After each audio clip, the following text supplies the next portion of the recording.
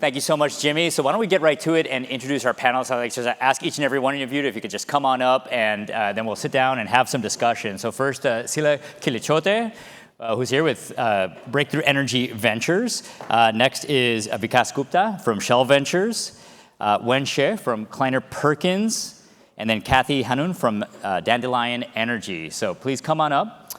And I will grab, can I grab this mic? Or no, we have our lapel mics. I think we're good to go. I'll step back here.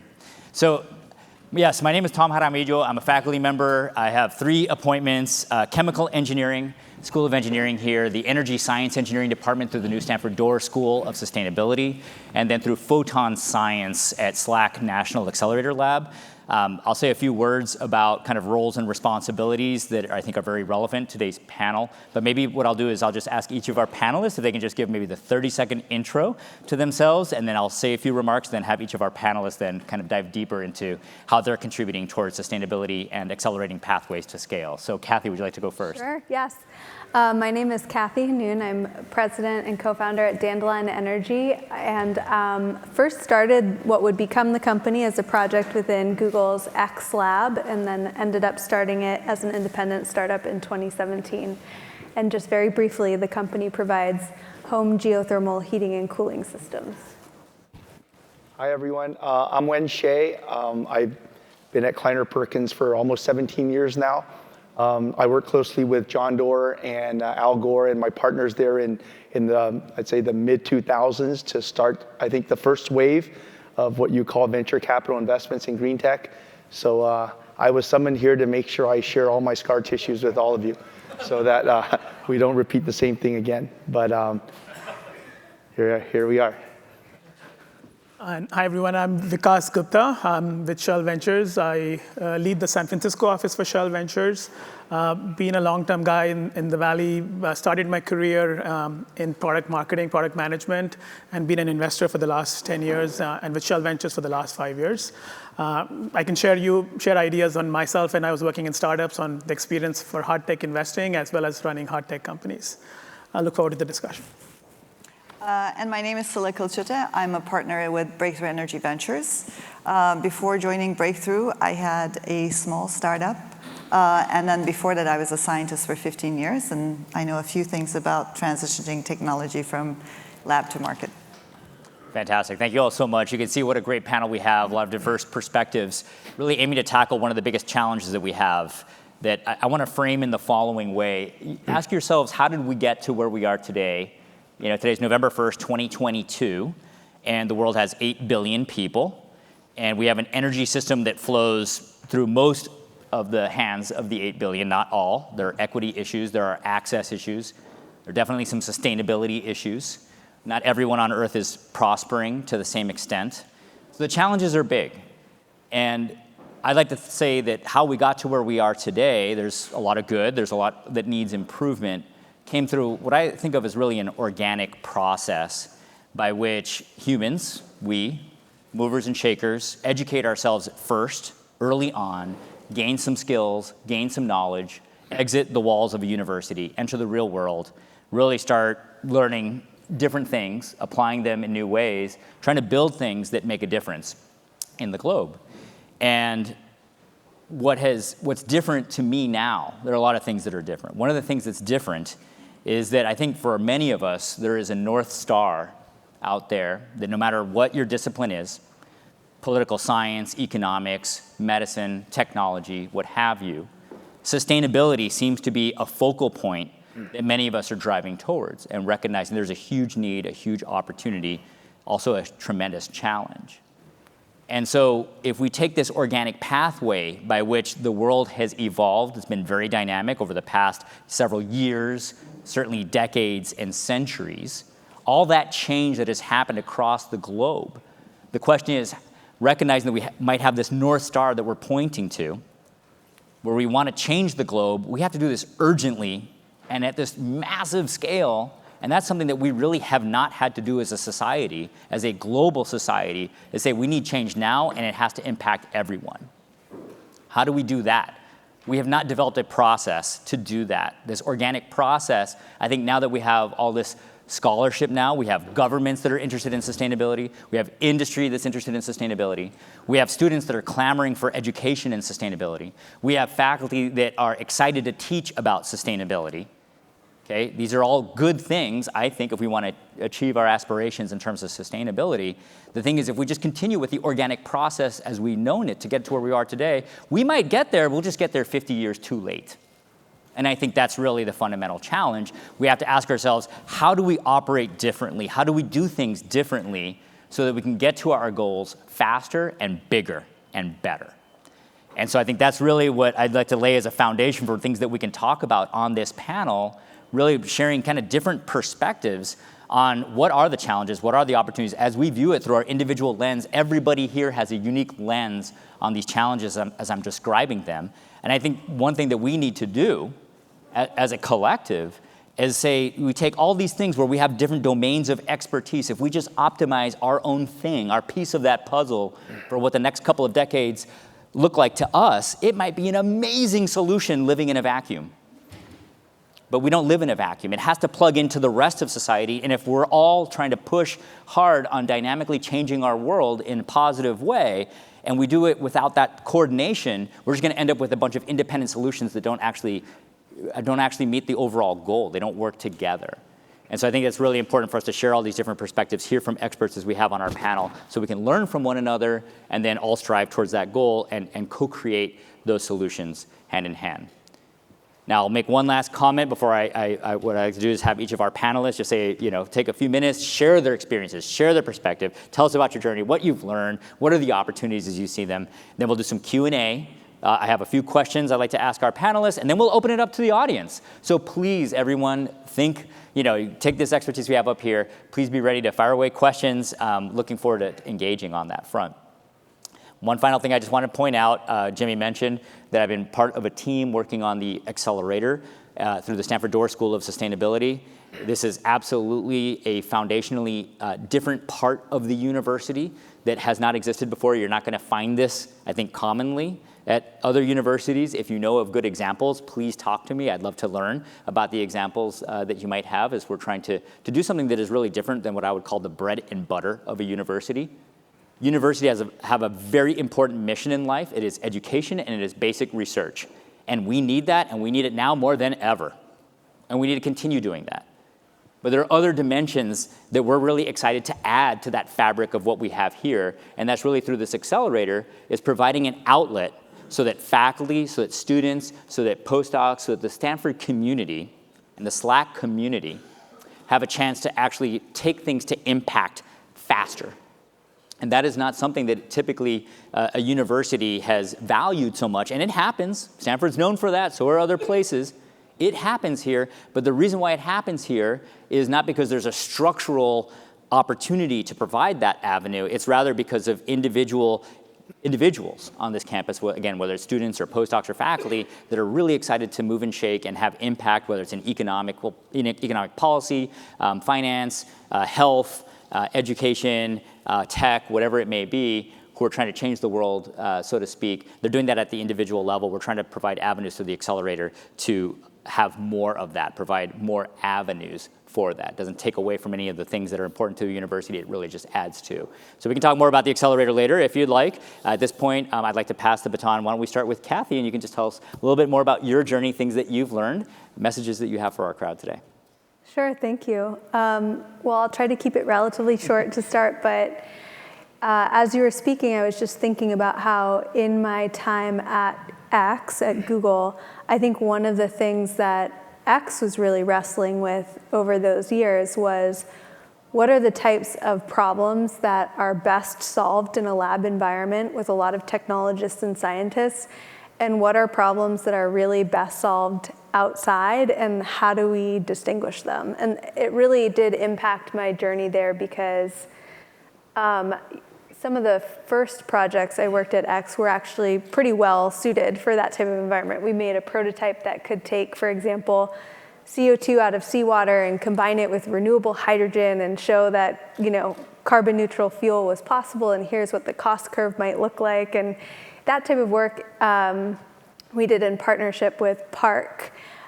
research lab, and it was well suited to sort of the expertise there. But then when I got interested in geothermal heat pumps for home heating and cooling, and what it was that was making geothermal, and to be honest, like heat pumps in general, still much more expensive to install upfront and more complex for homeowners than furnaces and boilers, and all of the obstacles surrounding that problem.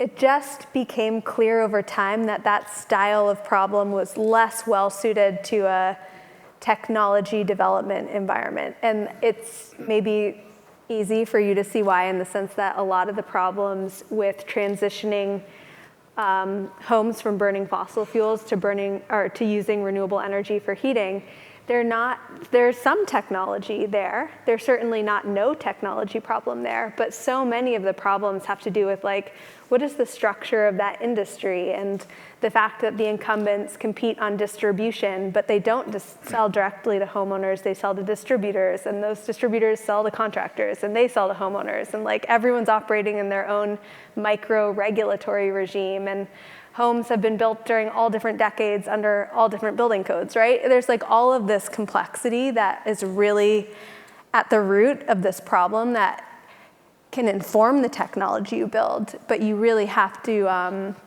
technology is not always the right answer. So we ended up deciding mutually with X that it made more sense to do as a startup, and I'm really glad we did. Even at the time, I was pretty disappointed because I wanted X to take it on, but I think they were wise to recognize this is a problem better solved outside in a more iterative way, and that's what got us started. So maybe I'll pass it to my other panelists, but that was 2017, so I co-founded the company in 2017, and since that time, we've been living those problems and gone from 2 people co-founding a company to now we're the largest home geothermal provider in the United States, which sounds kind of more than it is because there aren't very many, which is part of the problem we're trying to solve. But still, like, we've just made a lot of progress, and I think it's given me a new perspective on the types of institutions that are best equipped to solve these different problems and how we have to work together, because energy just, it's such a big topic. It really spans all of them. So I'll pass it along. Please, Wen. Thank you so much, Kathy. Yeah, Okay. thank you. Thank you, Kathy. Yeah, so I joined Kleiner in 2006, and about a few months in, I think it was John and Al, they wanted to have our firm make a major push into what we called at that time green tech. And we had been successful. This year is our 50th anniversary. We were formed in 1972, and the special sauce at Kleiner has been that you can foresee a large market need. You go to some of the best entrepreneurs or human talent locally available at that time, and Stanford was a great source of that. You had some differentiated technology, and you had a bunch of energy and money and caffeine, and you can conquer the world. That was pretty much the rinse and repeat formula for Kleiner. And so with that formula, and having come off of successes like the Google IPO at that time, a few years before, we set out and we raised, we allocated about $1 billion from our venture fund and about $1 billion for a growth fund to go put money into, at that time we called it green tech. And we focused specifically on, in our venture fund, on early stage, and our growth fund in a slightly later stage. And we had a unique focus on things that had a huge technology advantage, right? And the good news is that accounting tells me to this day, of our money put in, we've made 3x. But that hasn't come without a tremendous amount of learnings and scar tissues. And I think as we embark on this second wave, I would call, or Sustainability 2.0, I hope we spend some time and reflect on why 1.0 maybe wasn't as blowout as it could have been. even though, for example, for our firm, we did make money, but I know for many firms, they did not, and for many entrepreneurs, it was a rough experience. So maybe we start with the technology piece, right? Obviously, you need something differentiated or sustainable or a business model piece, but let's focus on technology. I think we grossly underestimated what it takes to take something out of the lab to the scale of what energy requires, right? Energy is bigger than even social, right? Even not everyone is on Facebook, not everyone is on Snap or TikTok, but energy touches everyone. So that scale is orders of magnitude larger than even the things we've seen before. And the gap from the lab on technology to scale is huge. I think my PhD advisor summed it up the best. He said something, I'm paraphrasing him. He said, if you make one device, you get your PhD. If you make two identical ones, you can do a startup. But you have to make millions and billions of them to have a successful company that makes a mark on the world. And I think that's the part, those three stages, in fact, are actually, the two leaps are actually quite different. Even from going from one prototype to two identical ones in a controllable manner, that itself is a chasm. And then going from two identical ones to the millions or billions, that's a whole new thing. So, we unfortunately chose some technologies that were just simply too early. And lab prototypes and demos, they make great papers. They're very sexy. We're all, enamored and we're all optimists, but it's far from what commercialization is. Because as my entrepreneurs sometimes would come to me and says, oh my God, I made 4 of these batteries and none of them exploded and they're perfect. And I go yeah, okay, and therefore it's scalable. Let's go build $1 billion factory to do it. And I'm thinking to hear my math side says, well, if you made 5 devices and your failure is 1 parts per billion, you can't quite see it yet. And that's, again, the chasm. So I think we have to be careful about taking on board technology straight out of the lab and be a lot more careful about mapping how that translates into demo, to pilots, to small scale, to large scale, and think about that beforehand. When we invested, we came from the world of apps. Well, if you write one app, you can probably distribute 1 billion of them with relative ease. Mm-hmm. That's not true for green tech. So that's the science engineering part. And you really have to spend more time thinking about scaling it later rather than perfecting it or demoing it now. The second piece is around the ecosystem. I remember one of my first investments was a biofuel company. And we were genetically modifying yeast and then fermenting it, and we had produced beautiful fuels, like the perfect fuel, the excellent octane, the lowest emission.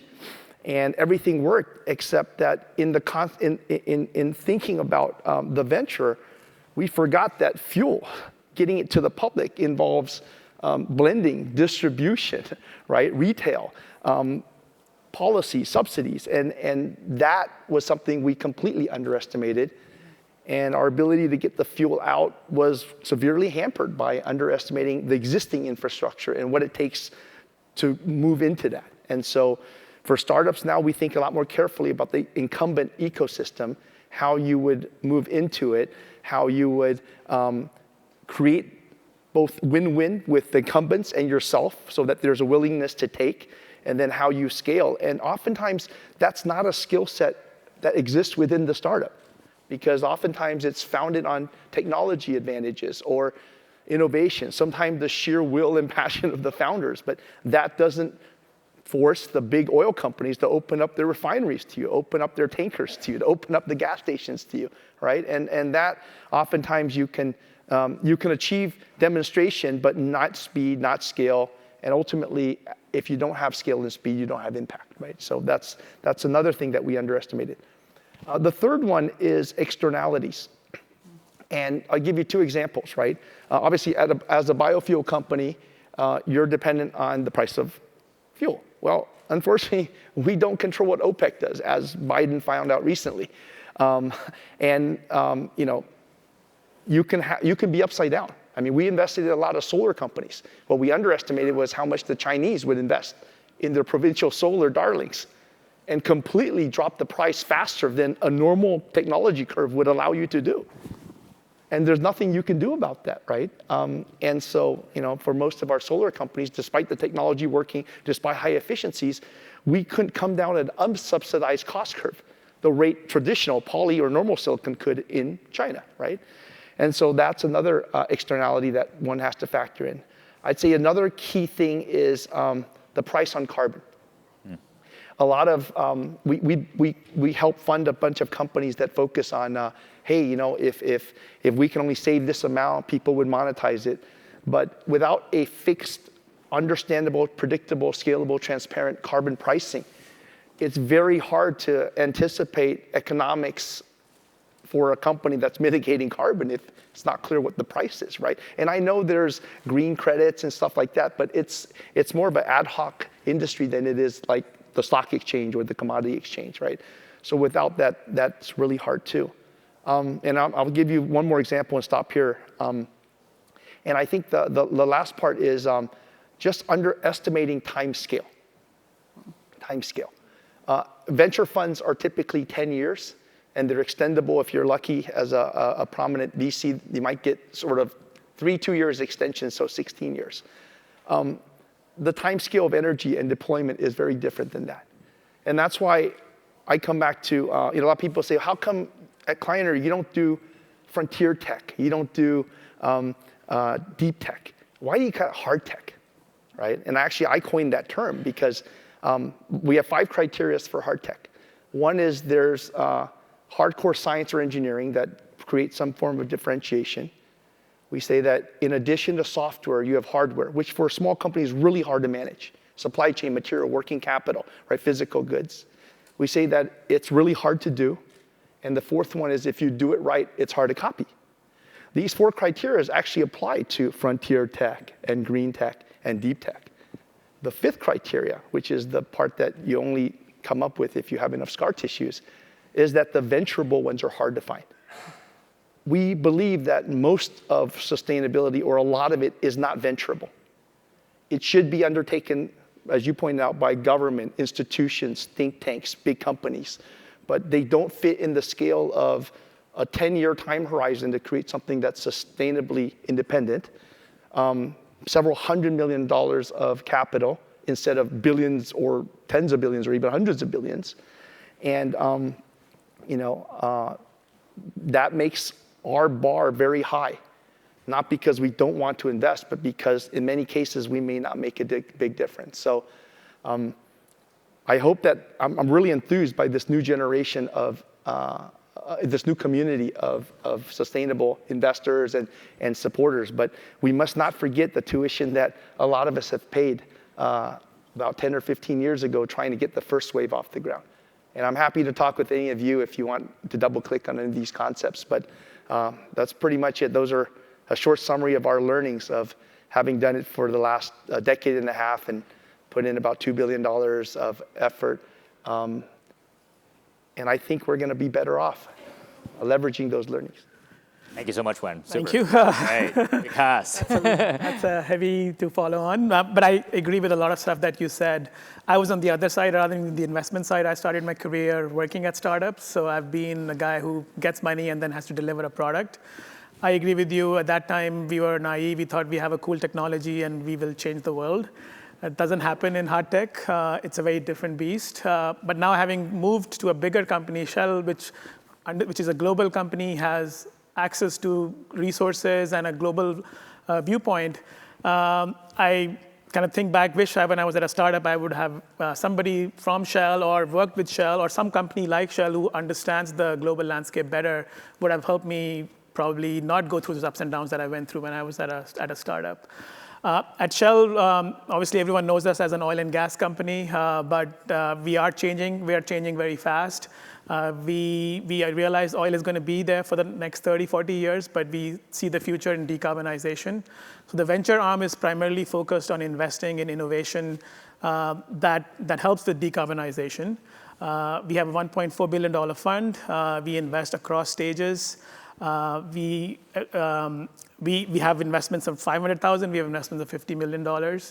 I think the scale of Shell has helped our portfolio companies. So we have about 90 plus portfolio companies.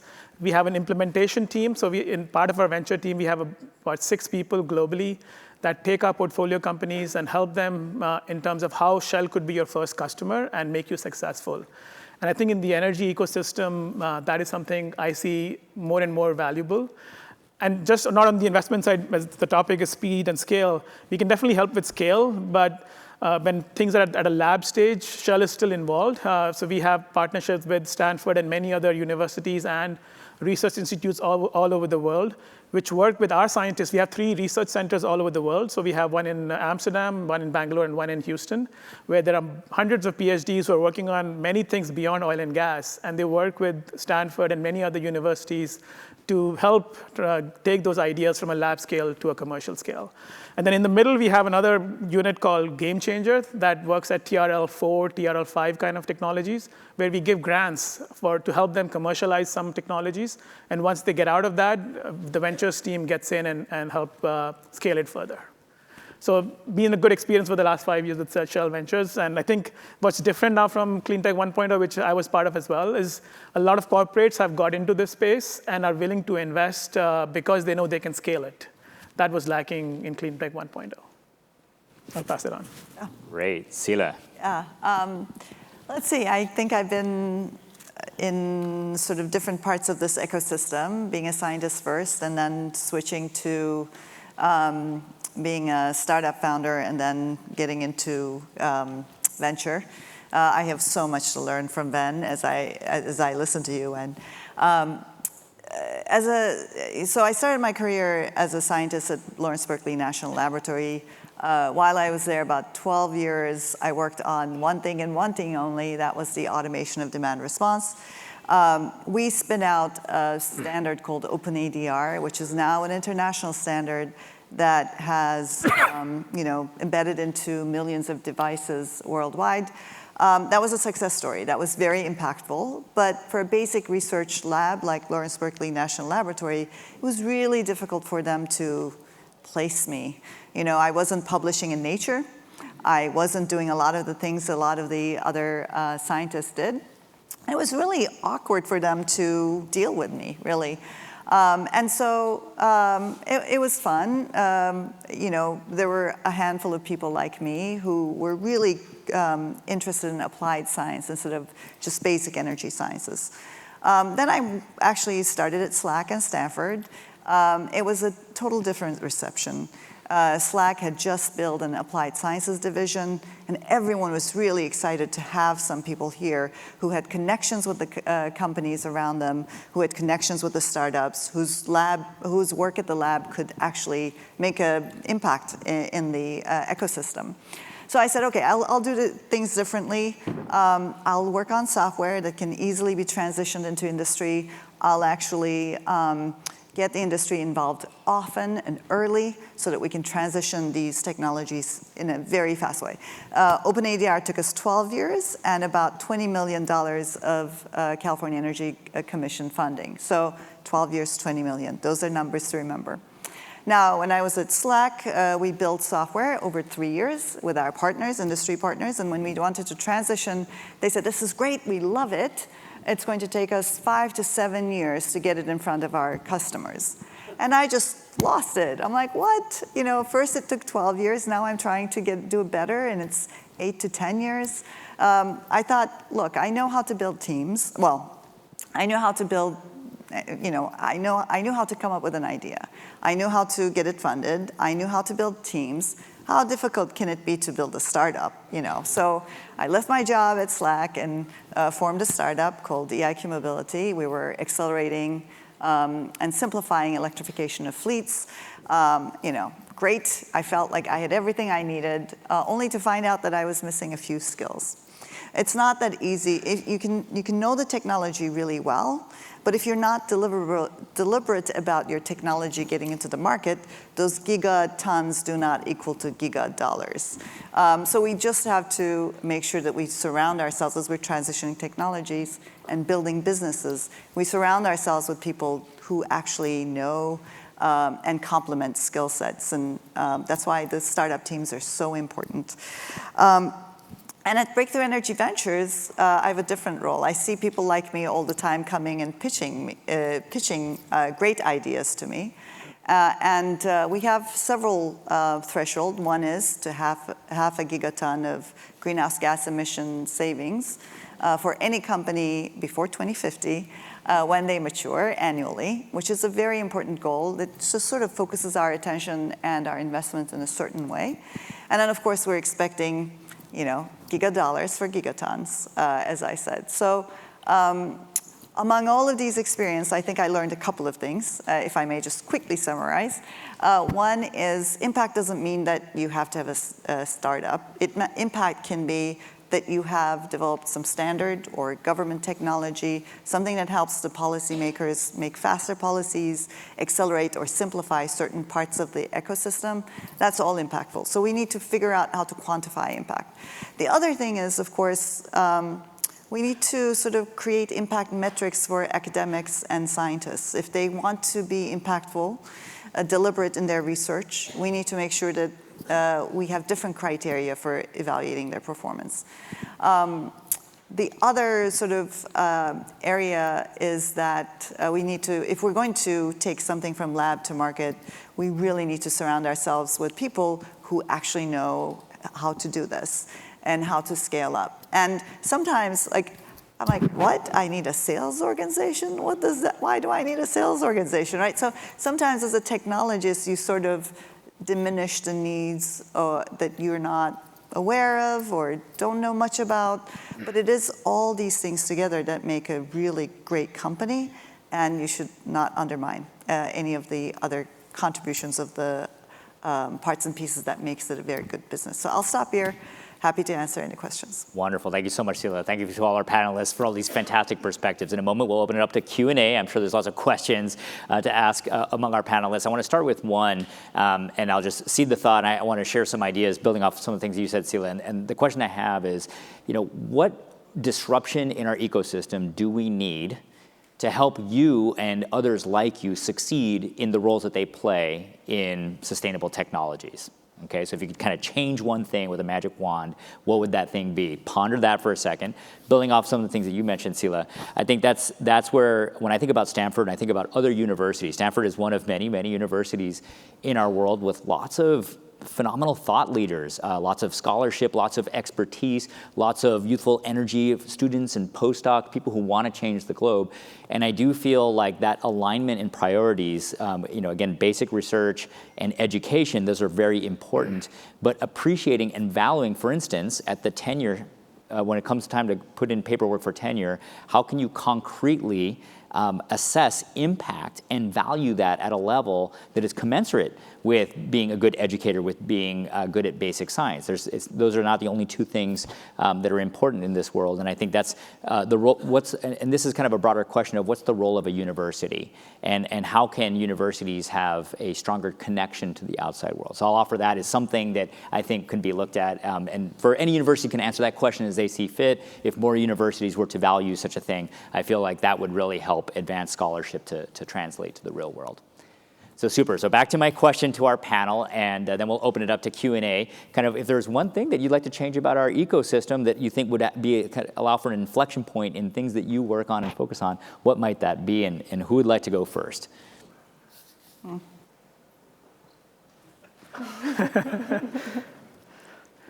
Maybe I can start. So I don't know if it's a disruption, but I think on the ecosystem side, I asked some of my colleagues what can change. I think institutes like Stanford are a beacon to the world, but I think it's still probably a closed ecosystem. It needs to open up more to other universities, other countries, so that there is a lot more collaboration. Energy transition is a global problem and not a regional problem. So I think we need mechanisms for ways to collect that knowledge across the world to work together. It's a very kind of fluffy answer, but that's what kind of comes to mind. No, it's not a fluffy answer at all. I appreciate that. Thank you, Vikas. I agree completely, and I think it's very natural for any human being. We're kind of accustomed to our immediate surroundings. When we look at problems that we're trying to solve, oftentimes, we're drawing from our own experiences. When you have 8 billion, soon to be 9 billion, 10 billion people on the planet, there are a lot of different experiences, and it's not so obvious when you're sitting in Palo Alto what those challenges might be. And I think being able to build those bridges of understanding just what are the challenges that others around the globe face. It might be that your own individual interests and skills could actually be much better applied to problems somewhere very far away and have a much greater impact than it is in our very local community. I think it's a great point. And I think that's an accomplishable goal. That would be a terrific disruption, being able to build that type of connectivity.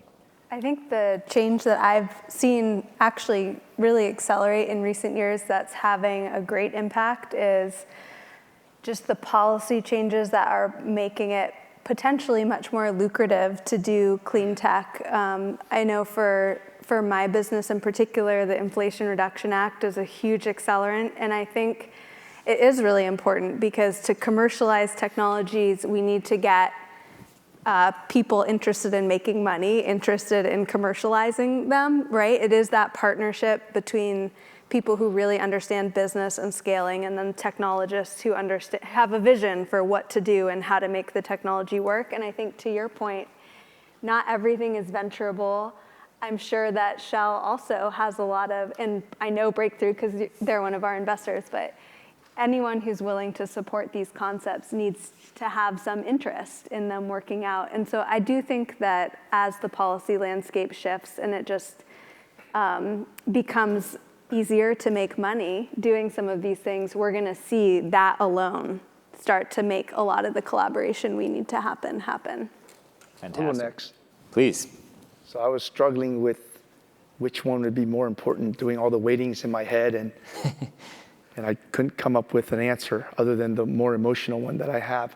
I think it starts with education, because to make this thing happen, as I highlighted earlier, there's technology, there's people, there's infrastructure, there's policy, there's externalities. And in many cases, those are outputs. The real inputs are the people that make and drive those decisions, make the assessments, align or don't align with the general trend of where sustainability needs to go. And I think you see that in my former boss, John Doerr, right? I mean, he helped create Google, Amazon. It seems like there's nothing he can't really do. We put in billions of dollars into our sustainability fund, but I don't know if I'm speaking for him. He's never told me this directly, but I think he realized that the root driver will be education. And that's why he put in the money he did at Stanford, not just because it's Stanford, but he wanted it to be a beacon for the world to show what a esteemed institution, how they participate in sustainability. So I think it goes beyond Stanford. But I would love to see in elementary school and in middle school and high school, you have history, you have languages, you have math, science. Why isn't there a class in sustainability? Right? Why isn't that a requirement? All the other classes supposedly are good for us being a participant in society, to be productive, to be a good person on earth. Why isn't sustainability there? And it can start very early because the concept is not difficult, right? And I think it's education, because it's going to take our entire village on this planet to move this needle. And oftentimes, everything starts with our future. And so I think the main breakthrough would be to have sustainability, in whatever form, be part of curriculums, starting with preschools. Right? You can teach a kid, don't throw the trash on the ground, put it in the bin. And then you say, well, not in any bin, split it up. They get that stuff. Why don't we start there? So that 30 years from now or 20 years from now, we don't have to say, oh, wow, everyone's very interested now. And look, Shell even came from left field and is now trying to do the right thing, right? Look, I grew up in a different age of my perception of Shell, okay? I know you have good gasoline. I do look for your gas stations, all right? That's good. Highest quality. But it should be very natural. It should be part of breathing for 20, 30 years from now, our kids when they grow up. And at that time, you don't have to coerce. You don't have to goad any specific interest group or government to do the right thing. It's just the way they were brought up, and they can play a bigger role in saving themselves. That's a great point. Sila. I have a similar vein, different approach. After the energy crisis in the 70s, it took us, 50 years to understand the difference between kilowatt and kilowatt hours. Maybe not us, but general public, right? It shouldn't take us that long to understand our carbon consequences of our actions. I think we need to go into a place where we understand the consequences of our actions in terms of carbon. We need to make carbon accounting a part of our life. Just like we have calories on the boxes, we should have carbon on our boxes. We can't change what we don't know, right? So we need to start educating ourselves in terms of, what does our actions amount to when it comes to carbon. So that was my simple magic wand. Super, wonderful. All right, great ideas. Let's open it up to the audience here. I think we have some runners with microphones. Who has a question for either one of our panelists or multiple panelists? Okay, okay, great. Question over here. Thank you so much. Please. Hi.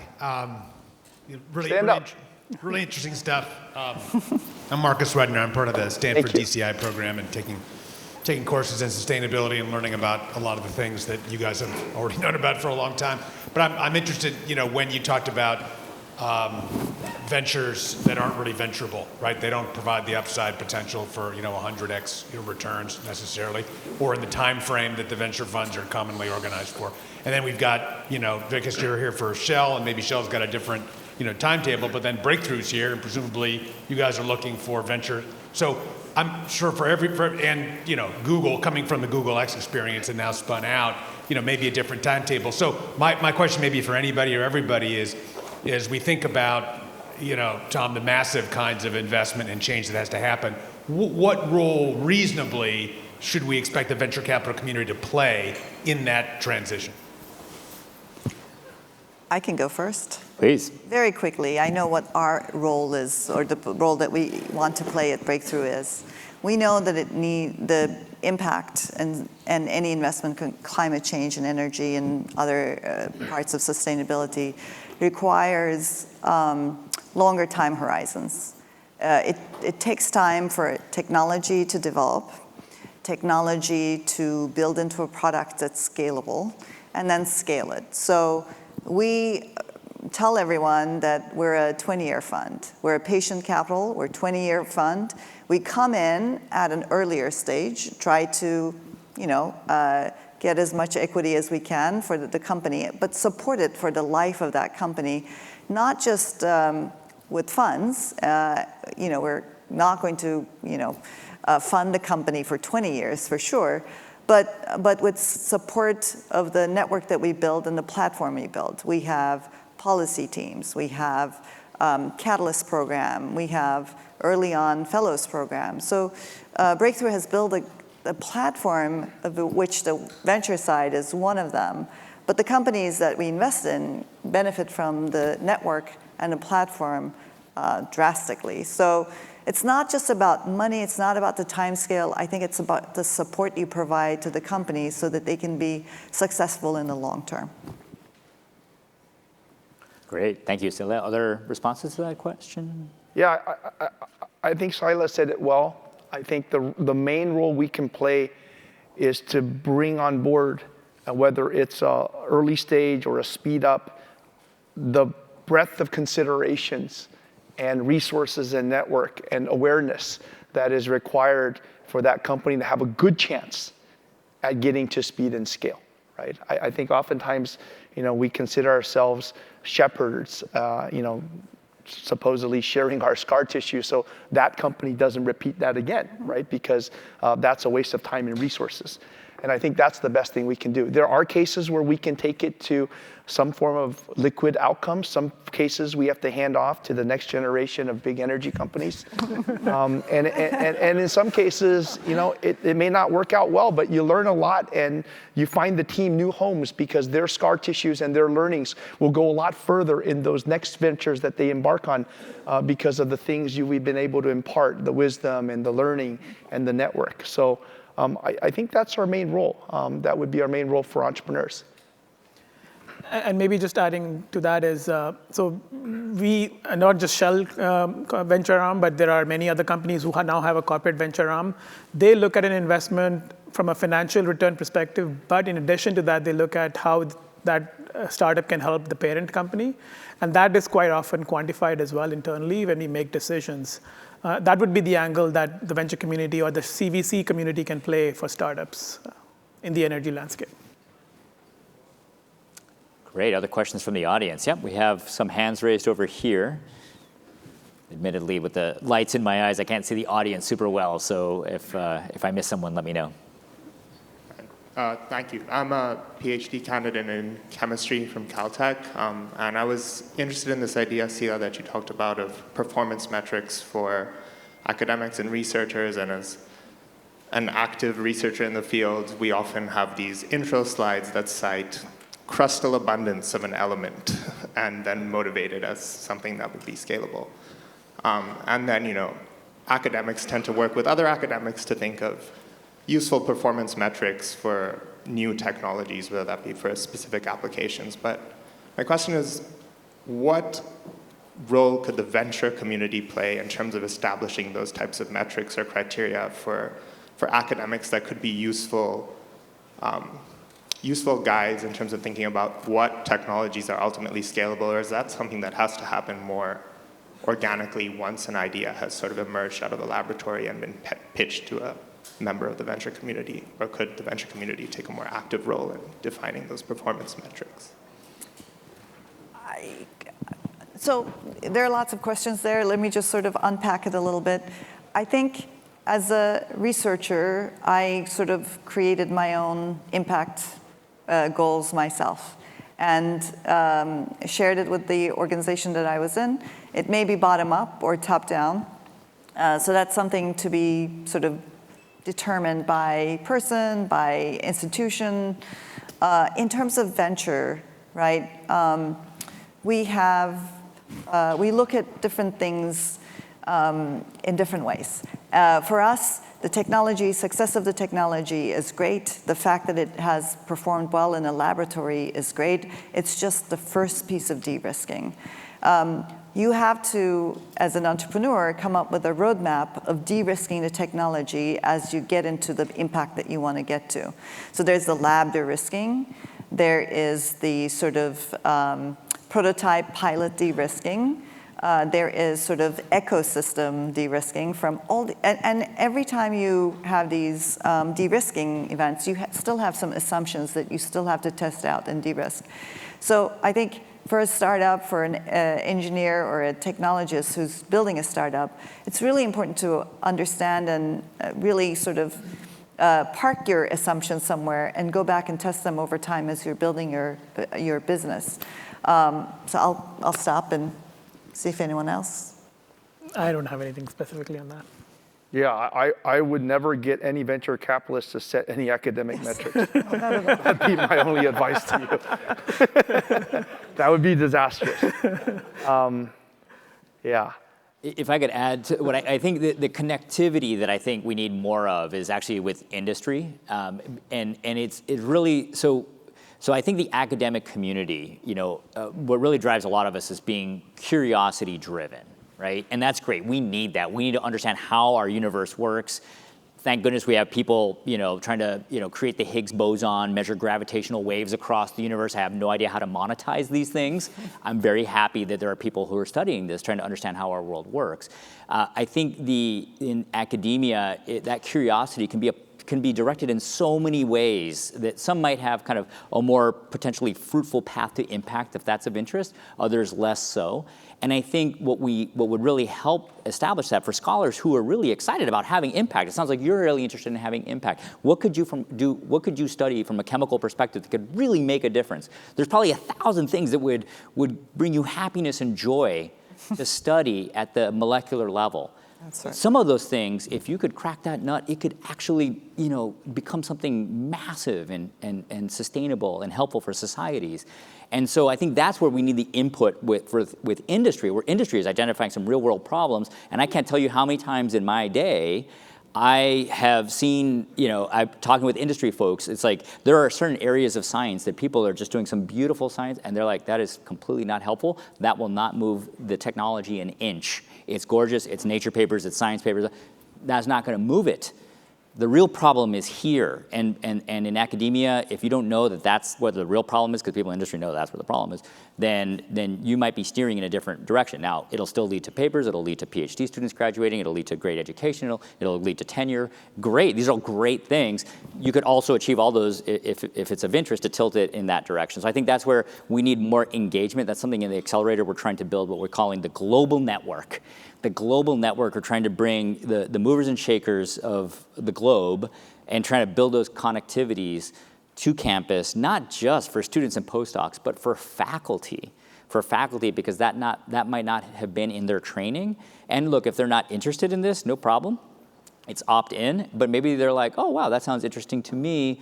And all of a sudden we can get 10x as many faculty to be aware of these types of problems and be able to contribute towards that while still achieving all the things that they aspire to from a science and engineering point of view. Can I just add on? Oh, awesome. Let's do this. Kathy first. No, I really agree with that point. And I think one of the things that can be difficult about entrepreneurship, be it from academia or elsewhere in climate, is that it's pretty far removed. Most of the topics are pretty far removed from your experience just as a person, right? Like I think with a lot of consumer ideas, just being a person in the world, you can solve your own problems, but to really understand from industry, like what is the thing that makes, making cement, balancing the electrical grid, there are just so many things where you have to have a deep level of domain expertise to even know what the leverage points are, and it's not so straightforward to get that. That's right. And I think that would be a huge thing. I mean, I can speak for my husband is a machine learning research scientist, so theoretically, like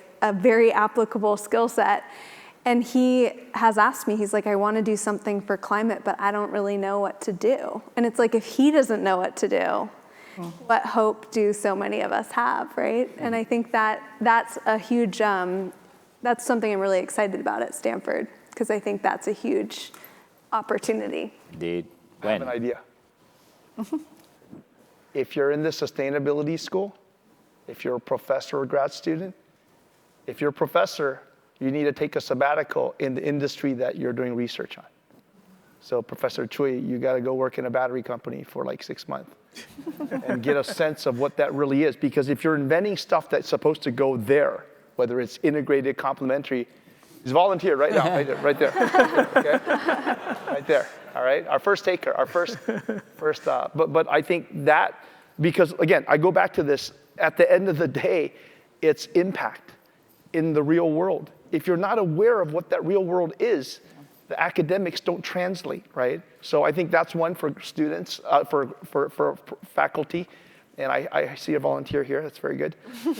I think for grad students, I'm an electrical engineer, and I remember in summers I would spend time at chip companies doing design, right? Because it made my grad student effort better. I saw what the real world does. I could think about the impact of what I do. So they should spend summers at sustainability, either companies, institutes, it could be policy, it could be utilities, whatever, but get out in the real world, because only the fusion of the theory and the academics with the limitations of practicality are we ever going to hit speed, scale, and impact. So why isn't that built into the curriculum, right? I don't think this is not like, I went to Caltech, so I did a lot of math, and a lot of the math I couldn't figure out what it's useful for. I probably shouldn't say that. But it's very esoteric, but nothing we're doing here is esoteric if we're going to have an impact. It's real world. So I think that should be built into, on the vein of education, the sustainability school. I don't know if the committee is here or something, but. No, we're aligned. That's part of what I was describing is the global network, for sure, of just trying to. Not just network. That's one thing when you're one person removed. It's another thing when you spend time there in the trenches, right? John Doerr always said, if you don't go, you don't know. And I think that's really important. Tom, can I make a comment? Yeah, please. So I want to share with you some thoughts about this point, probe deeper, when this is super important. I remember when I joined with Stanford faculty in 2005, right? If you look at my PhD, my postdoc, I was the type of guy, keep publishing science in Nature paper. I will call it the research from left-hand side to the right-hand side. I generate beautiful materials. I think about what I can do with that materials. I just keep publishing papers. But when I become Stanford faculty right here, I say, well, I want to change. I don't want to go from left to right anymore. I want to go from right to the left. What do I mean right there? I say, I want to identify the problem first. But how do I know the problem? I can do readings. We have GSAP at the time, by the way. When I joined in faculty, Global Climate Energy Project with all the industry folks right there. I'll just talk to industry and see what problem they have. When I didn't take your suggestion of 6 months, right? I still need to get tenure. If I live 6 months, I mean, as a student. But I think what you suggest, that was completely right. How do you identify the problem? From the problem, you come back up from right-hand side all the way to the left. What's the technology needed? What's the new materials needed? What's the science you need to invent? If we do that exercise, different from left to right, I mean, that's my 17 years experience. It's getting the problem from industry, from the real society, and take it back to my lab to do R&D, and then spin out companies later. I want to share with people, I don't know whether you agree, maybe this resonates a little bit with what you just said. Very similar to my experience. When I started the company, I had no clue about fleets. I didn't know any fleet operators. I didn't know any fleet procurers. I went onto LinkedIn and reached out to 100 people every day, only got maybe 3 or so people. I interviewed over 250 people over the summer of 2018 because I just wanted to understand what the problem was and why there wasn't electrification happening at the fleet level. So I completely agree. If you want to have a good product market fit, you start with the problem, and then you sort of work your way backwards and find a technology solution. And I'd like to add, thank you, Yi, for sharing that. I think that perspective, here's the question: how can we educate our students and postdocs and early stage faculty with what Yi just described without them needing the 17 years of faculty experience to kind of come to that conclusion, right? And I think that's something that we're trying to build into an educational framework also, FYI, within the new school, within the accelerator, of trying to build into the curriculum some more real world experience and really how to approach problems from a different way, other than let's take a look at textbooks that were written decades ago, and quantum mechanics hasn't changed all that much, and these are important things, they need those foundations, but how do you approach problems is different than here, build a bunch of skills. Instead of graduating students of science and students of engineering, we want them to graduate feeling they've got those foundations and understand how to actually apply them and tackle things that are important, identify things that are important, and have the skills to go after it. And Tom, this being Stanford, you guys have design thinking stemmed from an application of that to solving sustainability, global sustainability problems would be amazing. We actually have a tremendous resource through the D School here that has been educating many, including myself, on that type of thinking precisely. Great. How much time do we have for more questions? Time check? 5 minutes. All right, Gresham, is there maybe one more question in the audience? I see you in the back corner here, yes. Hi, I'm Jeff Dukes from the Carnegie Institution for Science, and I have a question with a premise that maybe I'd like to know if you agree with, first of all, but then see if there's something this community should be doing to deal with it more. The idea is that if you're going to really come up with a new idea and scale it up, you're going to start out with a pretty small organization, and you're going to be threatening probably a much larger industry. The players in that larger industry have a lot of political engagement, a lot of resources to basically slow you down, potentially, if you're seen as a competitor. So is there sort of an imbalance in political influence that this community could have a role in offsetting? If you're coming up with a new idea, you're a new technology. I think of, for instance, in some cases, new energy technologies that are trying to be rolled out now across the Midwest, for instance, and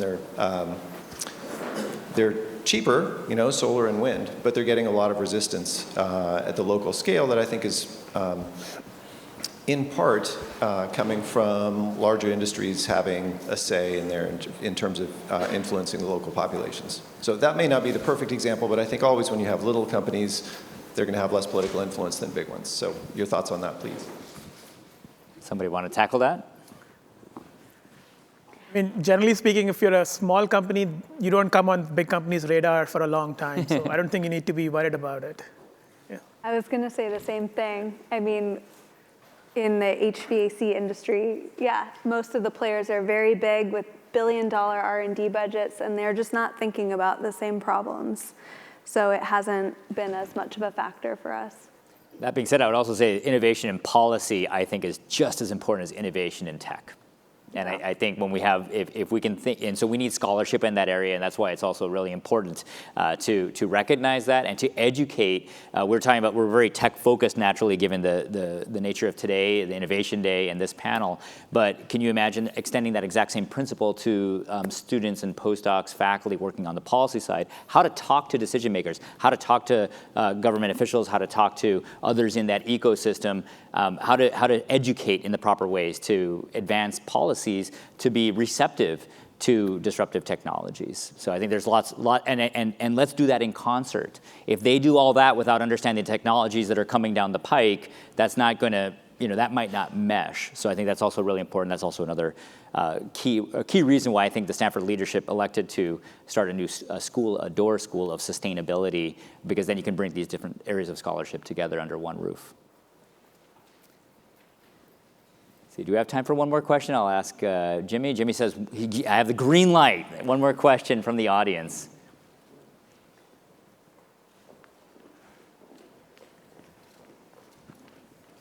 Actually, I like to answer that question. Oh, sir. Go ahead, Wen, please.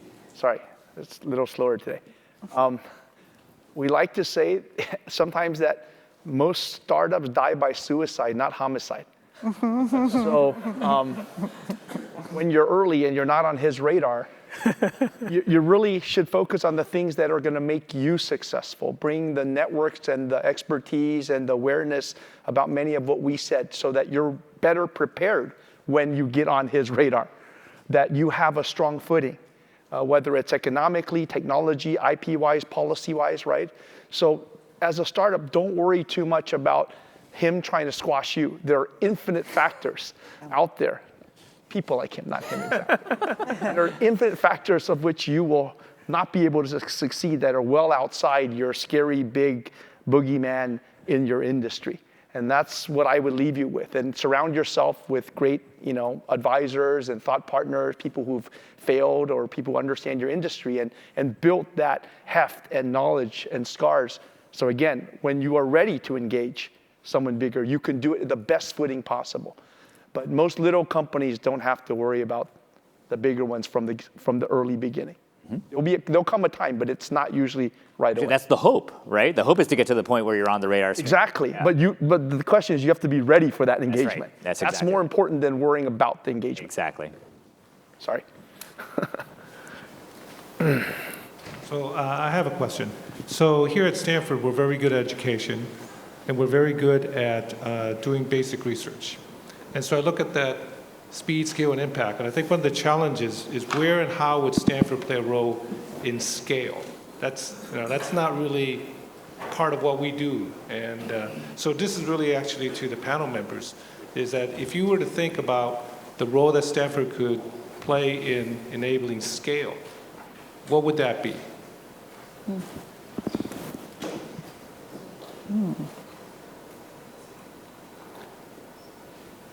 I'll go first. It's I think you can affect scale in many ways. You can get scale by educating more students and getting them out there at scale, for which they spread the word and they take part in the different aspects of what's required to make this thing impactfully global. I think you can scale by showing other academic institutions globally what a top-tier university in the world does about sustainability. I think you can scale in terms of the thought leadership that you can come up with and then share with the rest of the world. There's a lot of scale that is not necessarily material or substance of goods and oil or solar. It's actually your presence and your influence on society. There's a reason John Doerr chose Stanford. He didn't even come to school here, if you think about it. It's because you guys have some of the best cross-disciplinary departments in the world. And it's going to take cross-disciplinary action to make this happen.